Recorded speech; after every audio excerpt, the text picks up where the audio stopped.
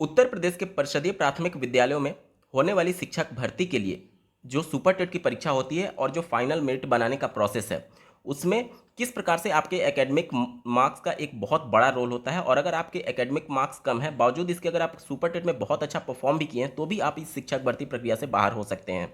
बिहार में जो शिक्षक भर्ती प्रक्रिया चल रही है, उसके लिए जो नियमावली जारी की गई है उसमें, और उत्तर प्रदेश में जो शिक्षक भर्ती प्रक्रिया चलती है उसमें कितने जमीन आसमान का अंतर है, इसके रिगार्डिंग डिटेल में बात करेंगे। और आपके एकेडमिक मार्क्स किस प्रकार से आपके मेरिट को प्रभावित करते हैं, इसके रिगार्डिंग भी डिटेल में बात करेंगे, दो अभ्यर्थियों का कंपेरिजन करके।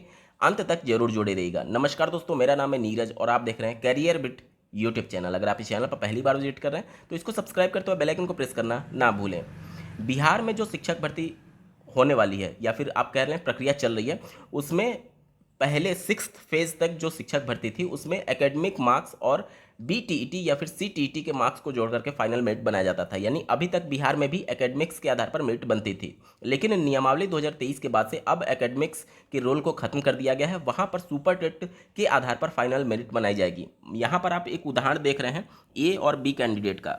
यहाँ पर ध्यान दीजिएगा, सुपर टेट वाला जो मार्क्स है इन दोनों में, तो अगर बिहार में यही लड़का होगा तो इस लड़के, ये जो लड़का है इसका सुपर टेट में मार्क्स 105 है और बी का मार्क्स 100 है। तो बिहार में अगर शिक्षक भर्ती में किसी कैंडिडेट का इतने मार्क्स हैं तो ए वाले का चयन हो जाएगा और बी वाले का चयन नहीं होगा। यहाँ पर मैं सिर्फ उदाहरण देकर के बता रहा हूँ। मान लीजिए एक ही सीट है, तो इस लड़के का चयन होगा और इस लड़के का चयन नहीं होगा, क्योंकि सुपर टेट में इसके मार्क्स ज़्यादा है। ये बिहार की प्रक्रिया के हिसाब से मैं बता रहा हूँ, ठीक है।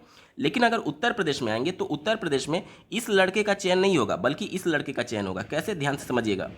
उत्तर प्रदेश में जो शिक्षक भर्ती होती है उसमें जो फाइनल मेरिट बनता है, उसके लिए जो प्रक्रिया अपनाई जाती है उसमें आपके एकेडमिक्स का 40%, ठीक है, आपके एकेडमिक का 40% और आपके सुपर टेट का 60% जोड़ करके फाइनल मेरिट बनाई जाती है, ठीक है। अब ये 40% आता कैसे है, तो देखिए, आपके हाई स्कूल का 10%, आपके इंटरमीडिएट का 10%, आपके ग्रेजुएशन का 10%, आपके बीएड या फिर बीटीसी का 10%, और ये जो सुपर टेट है इसका 60%। तो 10-10% मिला करके टोटल 40% ये हो गया, और सुपर टेट का 60% मिला करके टोटल 100% हो जाता है, ठीक है।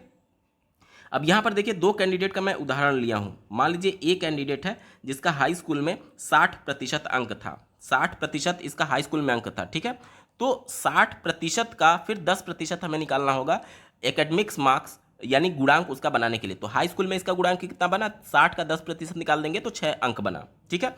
इसी प्रकार से मान लीजिए कि 12 में उसका प्रतिशत था 60%, तो इसमें भी 60 का 10% निकालेंगे तो 6 गुणांक इसका इंटरमीडिएट में बना। उसके बाद से ग्रेजुएशन की बात करें तो ग्रेजुएशन में इसका गुणांक कितना बना, 55% था, तो 55 का 10% निकाल देंगे तो 5.5 गुणांक बना। इसी प्रकार से मान लीजिए इस अभ्यर्थी का बीएड या फिर बीटीसी में 80% अंक था, तो इसका जब 10% निकालेंगे तो 8 अंक आ जाएगा। अब यहाँ पर जो एकेडमिक का गुणांक बनेगा, इन चारों को आपको जोड़ देना है। तो देखिए मैं जोड़ रहा हूँ, 6 प्लस 6 प्लस 5.5 प्लस 8, तो इन सबको जोड़ेंगे तो देखिए 6 6 12, 12 8 20, 20 और 5 25.5 इसका बनेगा। कितना गुणांक बन रहा है, इसका गुणांक बनेगा आपका 25.5, ठीक है। ये एकेडमिक गुणांक बना।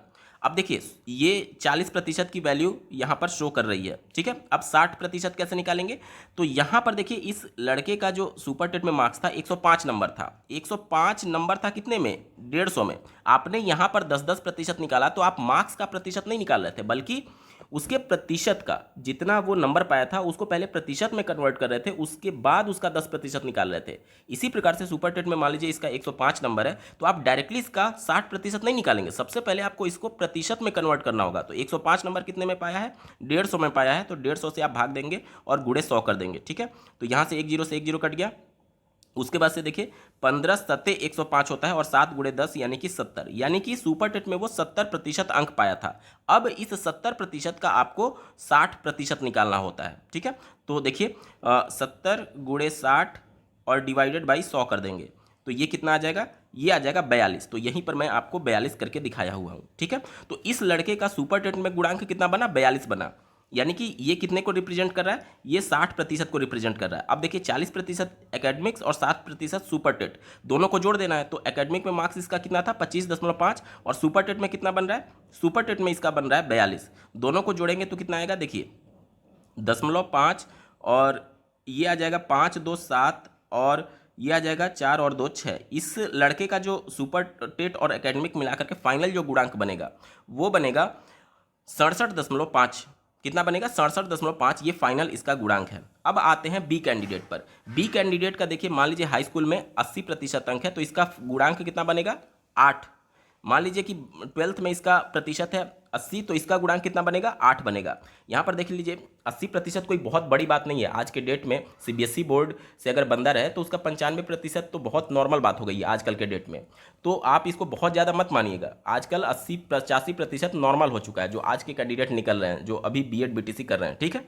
और उसके बाद से ग्रेजुएशन की अगर हम लोग बात करें तो मान लीजिए इस कैंडिडेट का 65% अंक है तो इसका 10% निकाल देंगे तो 6.5 हो जाएगा। बीएड बीटीसी में मान लीजिए इसके 85% अंक है तो इसका गुणांक बन जाएगा 8.5। अब इसके एकेडमिक्स जिसका 40% जोड़ना है तो 10-10% ये रिप्रेजेंट कर रहा है, सबको जोड़ देंगे तो इसका 40% यहाँ पर आ जाएगा। तो सबको जोड़ते हैं, देखिए कितना हो जाएगा 8 8 16 और देखिए इन दोनों को मैं जोड़ रहा हूँ 6 8 14 14 और आधा आधा मिलकर के 15 हो जाएगा। तो 16 ऊपर और 15 नीचे, कितना हो जाएगा 16 और 15 31 आ जाएगा। अब इस लड़के का जो एकेडमिक गुणांक बना वो 31 बना, ठीक है। 40% का वैल्यू कितना आ गया 31 आ गया। अब ध्यान से देखिएगा, अब इसका सुपर टेट का 60% जोड़ना है तो 60% कैसे निकालेंगे। मान लीजिए इस अभ्यर्थी को सुपर टेट की परीक्षा में 100 अंक मिला है, कितना मिला है 100 अंक मिला है। तो सबसे पहले तो इसका प्रतिशत निकालेंगे। प्रतिशत निकालने के लिए 150 से भाग दे देंगे क्योंकि कुल प्रश्नों की संख्या 150 होती है और 100 से गुणा कर देंगे। तो यहाँ से एक जीरो कट गया, ठीक है। और इसके बाद से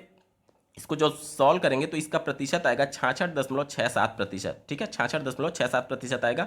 अब इस 66.67% का हमें 60% निकालना है। जब इसका 60% निकालेंगे तो इसकी वैल्यू आएगी 40 के बराबर। इसकी वैल्यू आएगी 40 के बराबर, यानी कि जो 60% है उसका वैल्यू कितना आ गया 40, ठीक है। यानी सुपर टेट का गुणांक इसका कितना बना 40 बना।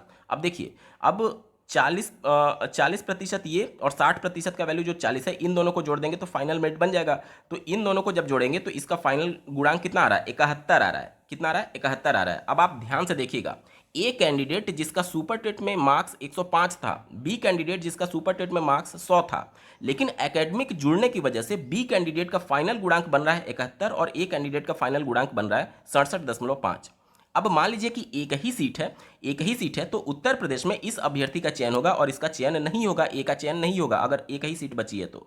लेकिन अगर बिहार की बात करें तो बिहार में केवल सुपर टेट के बेस पर हो रहा है, तो बिहार में इस अभ्यर्थी का, ए अभ्यर्थी का सुपर टेट में मार्क्स ज़्यादा है तो वहाँ पर बिहार में इस अभ्यर्थी का चयन हो जाएगा, ए का, और बी का चयन नहीं हो पाएगा। तो एकेडमिक का बहुत बड़ा रोल है उत्तर प्रदेश में। और निश्चित तौर पर अगर आपके एकेडमिक मार्क्स कम है तो आपको ज़्यादा मेहनत करनी होगी सुपर टेट में अपने मार्क्स को कवर करने के संदर्भ में, क्योंकि सुपर टेट का जो वेटेज है वो 60% है। इसलिए अगर आप किसी कैंडिडेट से ज़्यादा नंबर ऑफ क्वेश्चंस को अटेम्प्ट करते हैं तो आपके फाइनल गुणांक में जाकर के उसकी वैल्यू थोड़ा ज़्यादा जुड़ेगी। इसलिए अगर आपके एकेडमिक मार्क्स कम है तो आपको ज़्यादा फोकस करना होगा अपने सुपर टेट की परीक्षा पर।